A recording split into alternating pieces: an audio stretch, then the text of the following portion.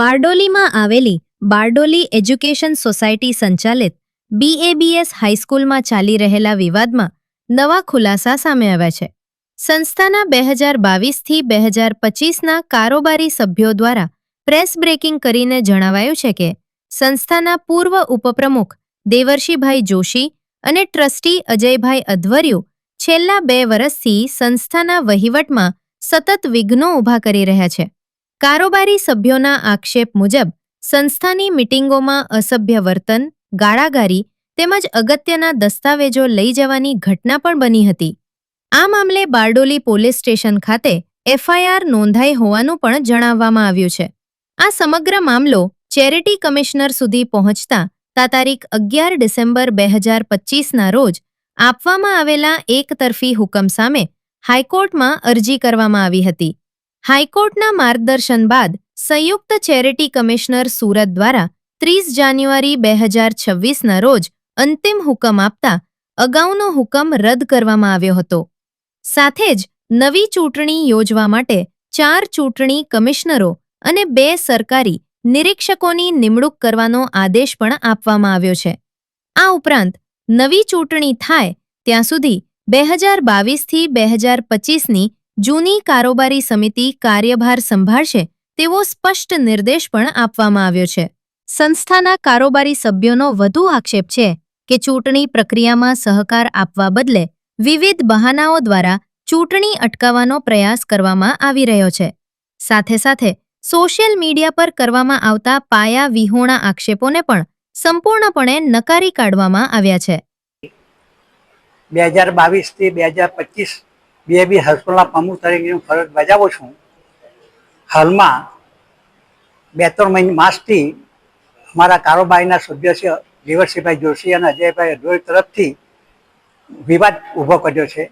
એ વિવાદમાં ચેરિટી કમિશનમાં દાખલ એ વિવાદની અરજી થઈ છે. અમે પણ હાઈકોર્ટમાં ગયા. હાઈકોર્ટમાં એમ કહ્યું કે આ વિવાદ ચેરિટી કમિશનમાં 4 વીકમાં પૂરો કરવાનો અને 4 વીકમાં એનો નિર્ણય 30/1/2026ના રોજ એવો આવ્યો કે જૂની સમિતિ આ કારભાર કરશે અને 15/1/2025નો જે હુકમ છે હું રદ કરું છું.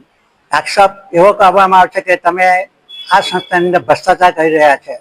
પરંતુ એ ચેરિટી કમિશનમાં આ લોકોએ જે અરજી કરી 32 મુદ્દાઓ અમારી સામે મૂક્યા એમાંનો એક પણ મુદ્દો એ લોકો સાબિત કરી શક્યા નથી. કુમાર પાઠક, મંત્રી, બારડોલી એજ્યુકેશન સોસાયટી. આજરોજ આપ સર્વને ખાસ જણાવવાનું કે છેલ્લા 3-4 મહિનાથી અમારી જ કમિટીના અમુક સભ્યો દ્વારા જે કોઈ ખોટા વિવાદો ઊભા કરવામાં આવેલ છે એ વિવાદોને લગતી સત્ય હકીકત આપની સામે મૂકવા માટે આપના થકી, આપના માધ્યમથી સમાજના દરેક વર્ગ સુધી આ સાચી હકીકતો પહોંચાડવા માટે આજની આ પ્રેસ બ્રીફિંગ રાખવામાં આવી છે. એમાં આપ સર્વને ફરીથી એકવાર આવકારું છું. મિત્રો, છેલ્લા ઘણા વખતથી ચેરિટી કમિશનરમાં ખોટા દાવાઓ ઊભા કરીને સંસ્થાનું નામ બગાડવાનો જે પ્રયત્ન થઈ રહ્યો છે એને અમે સખત શબ્દોમાં આજે વખોડીએ છીએ. અને આ જે બધા દાવાઓ થયા છે એની અંદર જે 11/12/2025નો જે વચગાળાનો મનાઈ હુકમ કે જે એક્સ પાર્ટી એટલે કે એક તરફી અમને સાંભળ્યા વગર ચેરિટી કમિશનર શ્રીએ જે વચગાળાનો મનાઈ હુકમ આપેલ હતો એ મનાઈ હુકમના આધારે 11/12/2025ના હુકમથી તેઓ 7 વ્યક્તિઓ સંસ્થાનો કારભાર સંભાળી રહ્યા હતા.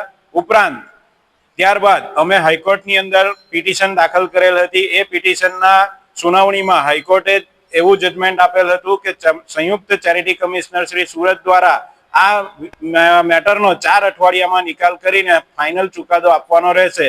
એ આધારે સંયુક્ત ચેરિટી કમિશનર શ્રી સુરત દ્વારા 30/1/2026ના દિવસે ફાઇનલ ચુકાદો આ કેસનો આપવામાં આવ્યો અને જેની અંદર 11/12/2025નો જે ચુકાદો આપેલો હતો એને રદ બાતલ કરવામાં આવ્યો એમના દ્વારા જ.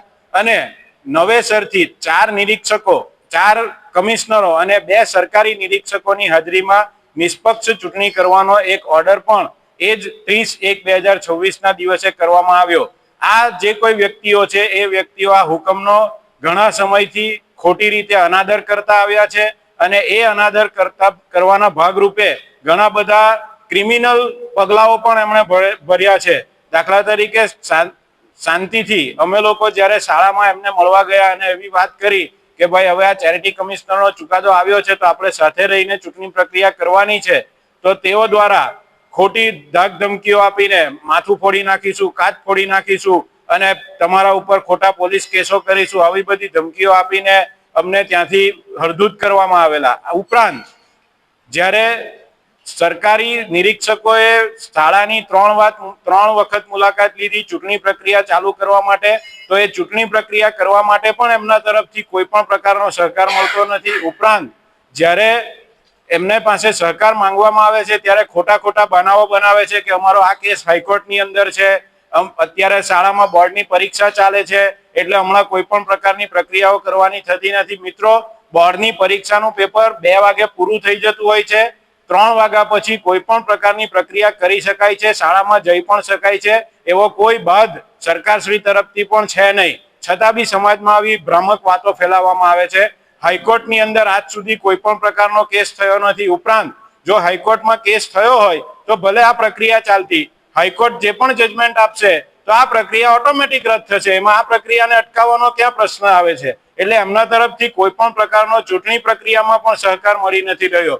ઉપરાંત 27/2/2026 ના રોજ સરકાર દ્વારા નિયુક્ત 2 નિરીક્ષકો દ્વારા પત્રથી જણાવવામાં આવ્યું છે કે 2022 થી 25 ની જે કારોબારી સમિતિ છે એ કારોબારી સમિતિ નવી ચૂંટણી થઈને નવી કારોબારી ન બને ત્યાં સુધી કાર્યભાર સંભાળશે. ચૂંટણીને લગતું તમામ સાહિત્ય 4 કમિશનરો અને 2 નિરીક્ષકોને આપશે.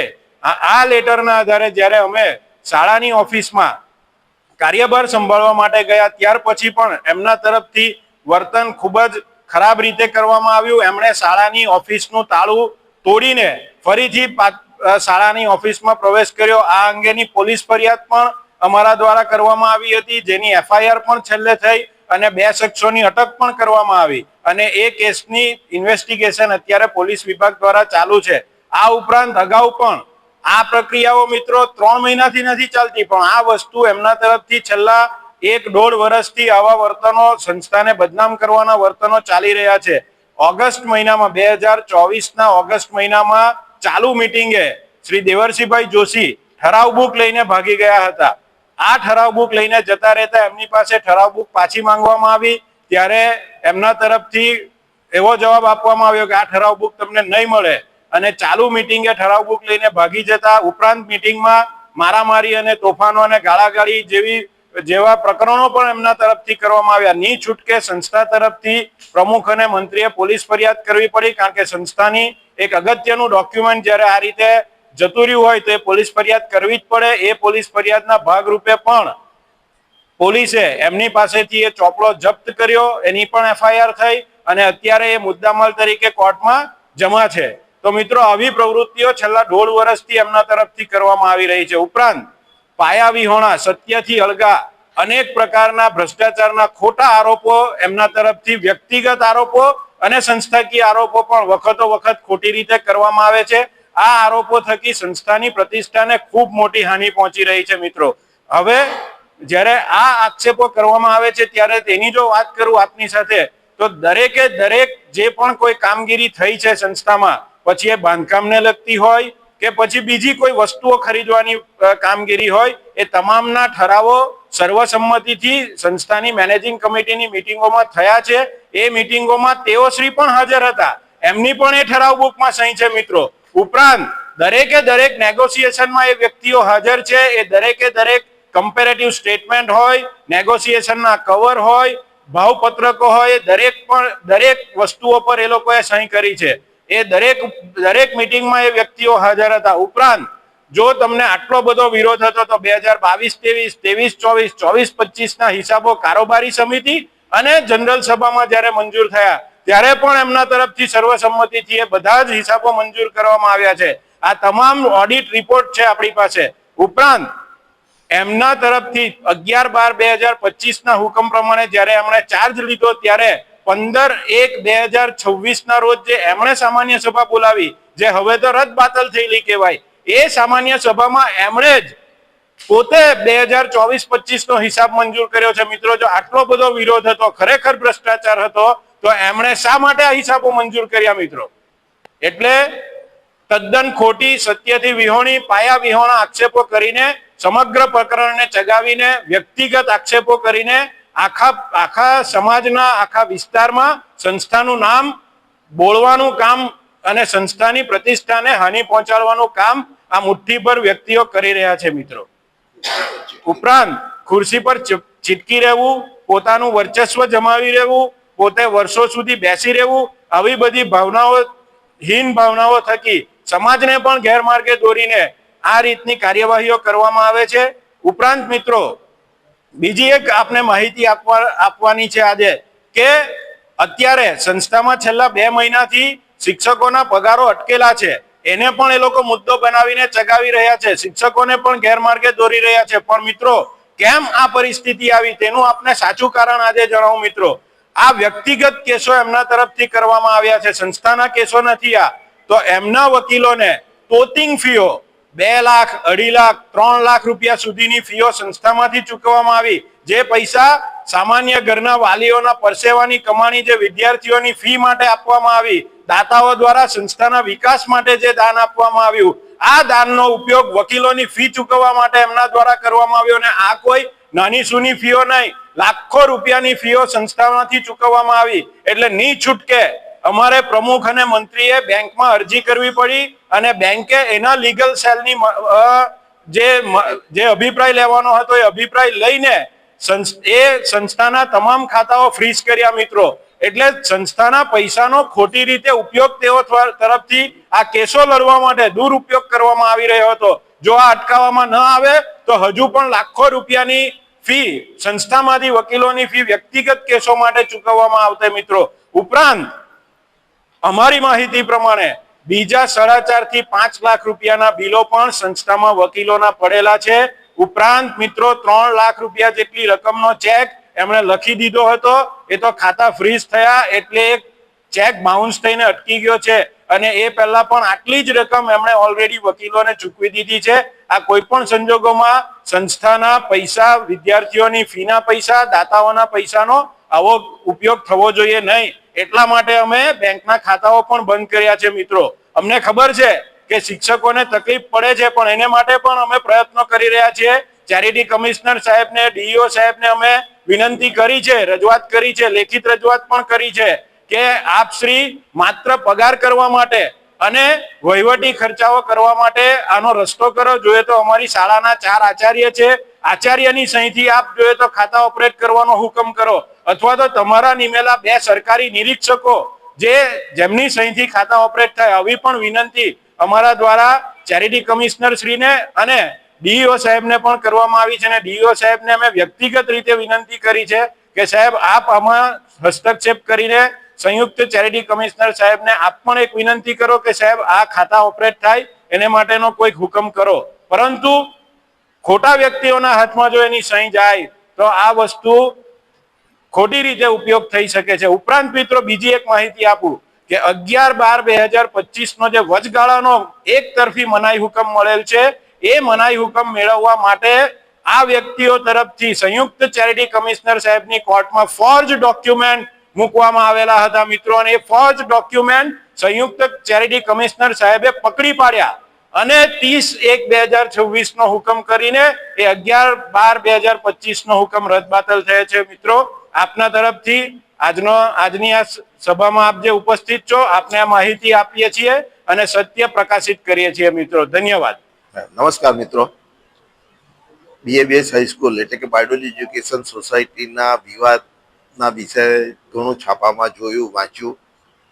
એક એડવોકેટ તરીકે અને બ્રાહ્મણ સમાજની વ્યક્તિ તરીકે પ્રમુખ મંત્રીશ્રીએ મને બધા માહિતી અવગત કર્યા. અને મને બી એ જાણીને દુઃખ થયું કે અમારા વડીલોએ જે 1/3 સભ્યોની જે રિઝર્વ સીટ રાખેલી તેનો ઉપયોગ સંસ્થાના વિકાસ માટે કરવાનો જોઈએ. પણ કેટલીક વ્યક્તિઓ પોતાના સ્વાર્થ માટે અથવા તો પોતાનો ઈગો સેટિસ્ફાઈ કરવા માટે સમાજ આખાને બાનમાં રાખે એ તો બરાબર નથી. એટલે મને બી એવું લાગ્યું કે એક બ્રાહ્મણ સમાજને વ્યક્તિ તરીકે મારી બી નૈતિક ફરજ છે કે સાચી વાત લોકો સમક્ષ પહોંચાડવી જોઈએ. અને આખો સમાજ કોઈ 1-2 વ્યક્તિથી નથી ચાલતો, સામૂહિક રીતે ચાલતો હોય છે. પરંતુ કેટલાક માણસો સજ્જન હોય કે જાહેરમાં અમુક વસ્તુને એવોઇડ કરતા હોય પણ એના પ્રત્યાઘાત ખોટા પડતા હોય છે. પણ સત્ય બોલવા હોવાને માટે મને બી આજે વાત કરી તો મને થયું કે ના, ખોટું છે.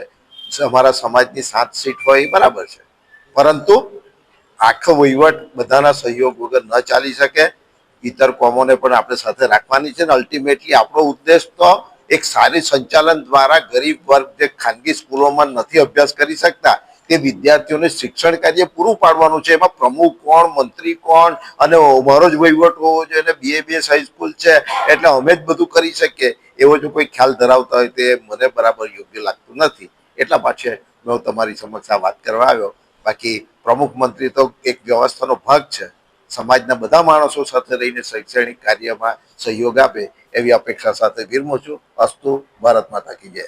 AB48 ન્યૂઝ ગુજરાત સાથે પ્રશાંત પટેલ, બારડોલી.